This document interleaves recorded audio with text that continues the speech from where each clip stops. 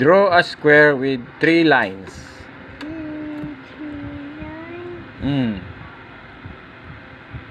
Dali, sulat na. Ano, paano ba?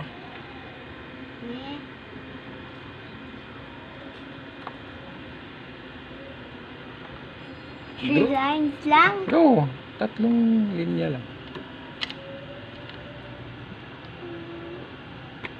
Sulat mo na rin sa papel, testing mo. Ako kaya. Paano may square yan?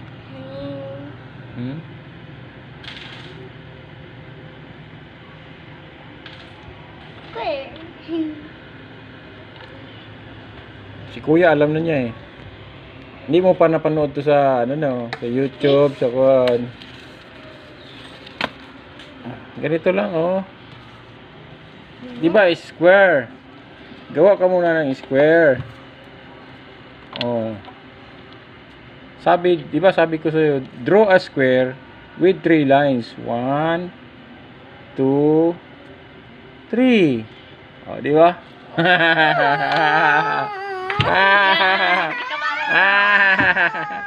Ganon yan, Madison. Naisahan si Madison.